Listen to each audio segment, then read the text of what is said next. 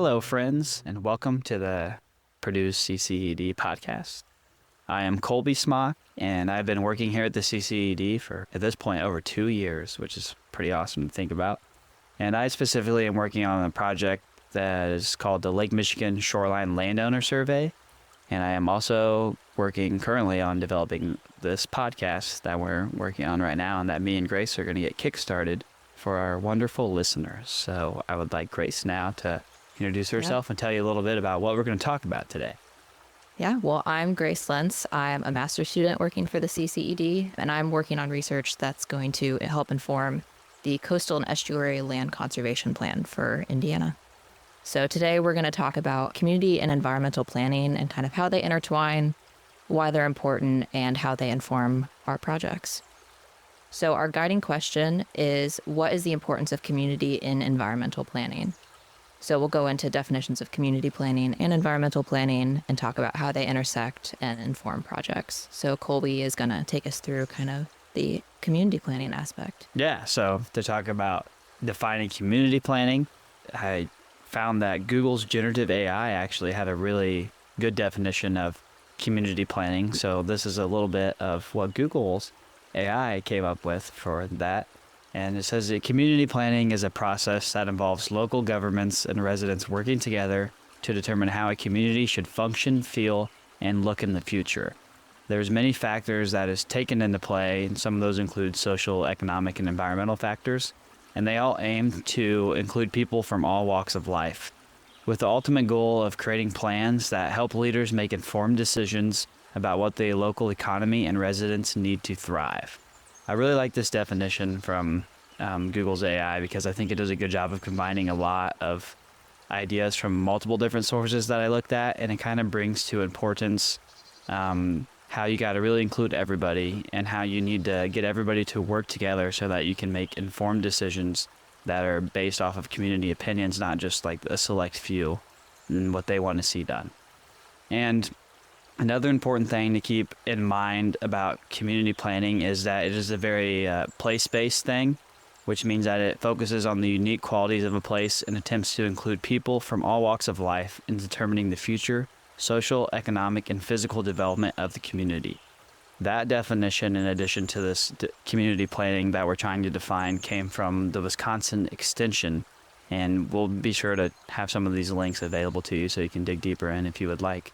But I also really like this definition and how it includes the importance of place-based planning because, all communities have different factors that they have to deal with, and it's important to really think about like where it is you are and what it is that your specific community needs. And I think that's kind of the beauty of community planning is it's on a much smaller scale for the most part, and you can really make an impact starting at that local level.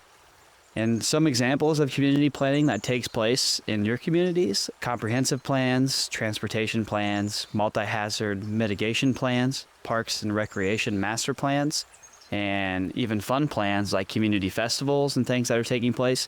And pretty much anything in your community that exists, believe it or not, it has been planned out.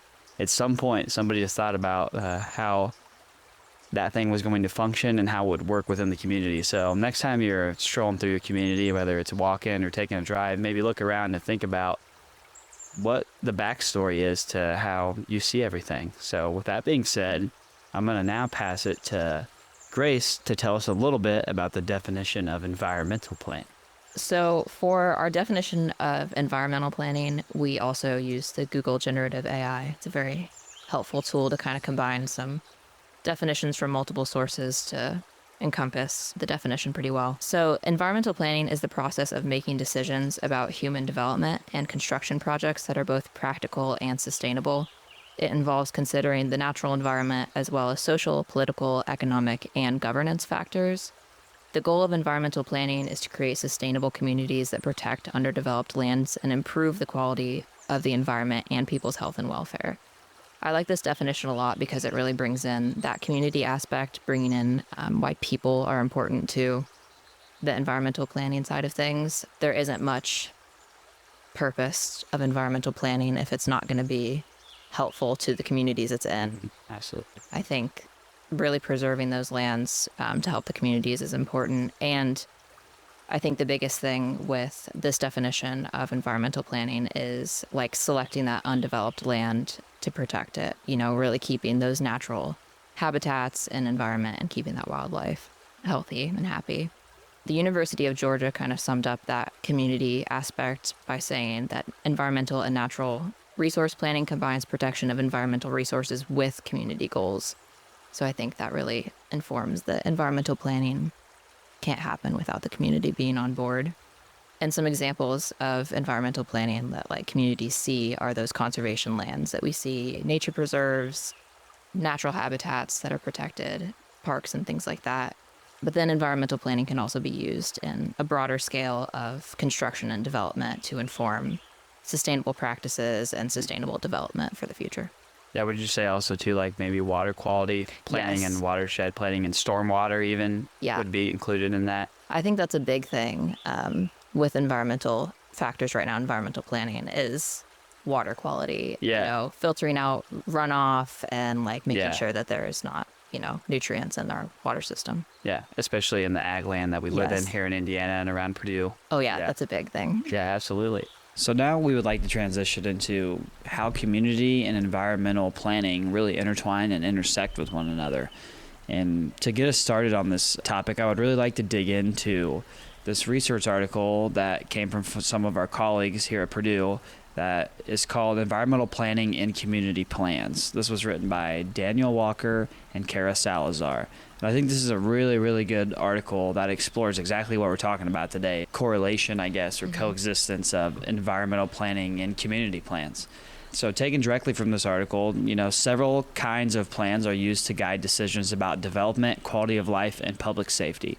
Comprehensive plans, parks and recreation plans, multi-hazard mitigation plans, and sub-area plans are conducted by local governments for the purpose of development, quality of life, and safety.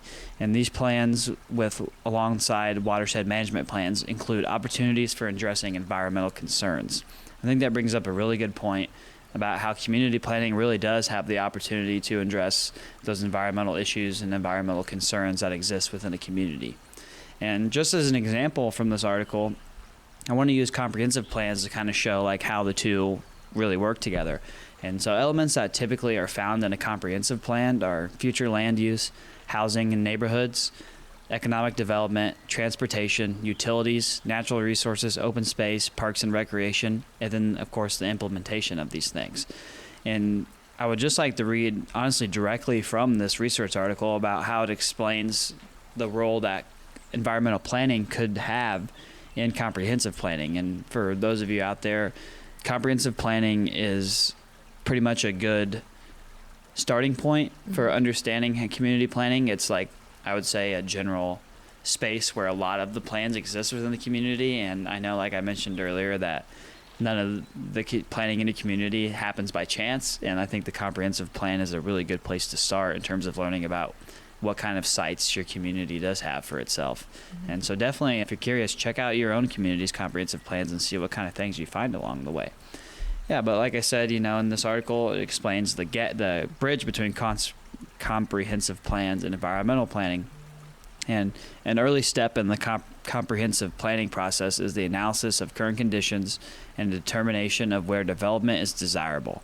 In this step, natural features that may constrain developments are identified, such as soil inventories, wetlands, endangered species and habitats, slopes, and floodplains. Using data about natural features, planners can delineate which areas are suitable for development. Additional development constraints, such as cultural, historic, or aesthetic significance, may be identified during the community engagement process as reasons to designate land for preservation. Planners develop policy alternatives for future growth by combining data on natural features with the qualitative feedback generated by the community, infrastructure capacity, transportation needs, and demographic and economic growth projections. I think that writing there that exists in that research article really does a good job at encompassing how comprehensive plans have their relationship to environmental planning. And, a lot of it comes from understanding the environmental aspect of your community and what kind of needs and improvements are there and what kind of things are worth keeping hold of and what things are maybe good spots for development and versus not. Because, being intentional about your community planning while also keeping the environment in mind, really allows your community the opportunity to be a sustainable and healthy place for not only wildlife but also people to live in. And that being said, Grace is also going to explain a source that she found that digs a little bit deeper into this intersection between community planning and environmental planning. Yeah, I think you touched on kind of how community environmental planning can intersect to protect our wildlife and our natural resources. And I think that's a key way that they intersect through natural resource management and also community environmental action plans. The UN Environmental Program actually describes community and environmental action plans as a method for improving the sustainable, equitable governance of natural resources at a local level. And I think that's really important in assessing the needs to strengthen overall community management of natural resources. I think this is a good look at how environmental planning helps communities directly. There are a lot more aspects to how planning our environment and our natural resources help communities through like environmental justice, if there's heavy metals or contaminants in areas, how that community planning and environmental planning can work together to benefit communities. I think that's one of the key takeaways of how they intersect, is that they can't exist without the other. If you're environmental planning and not including the community in the process, they're not going to support that. And if you are doing community planning and not protecting the natural resources and benefiting the community, it won't pan out. So yeah, even simple things like recreation. Yeah, that's a really good thing for quality of life for people in an area. Allowing them places where they can get away maybe from a little bit of the busier areas and find some solace and more peaceful spots. Yeah, and absolutely. It all just really does work together. I think a big key point of what we found today is I don't really know that either of them can exist too well without the other. Yeah. And I think that's why, we work here for the Center for Community and Environmental Design. I do not think that that's a coincidence that those two words find themselves together in that definition. And I know Dr. Thompson is also a big believer in the importance of people and their ability to breathe life into a space, and also the ability of the space to breathe life into the people. They really got to coexist with one another.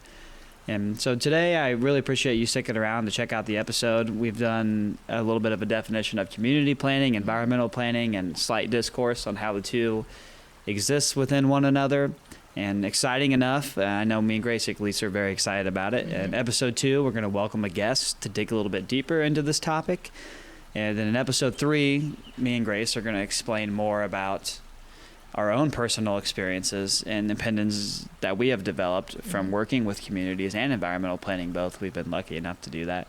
And we're going to continue to explore this guiding question a little further and come up with maybe where do our curiosities still lie. There's a lot of questions still to be asked, and I guess the more we dig into it, the more we'll find out along the way.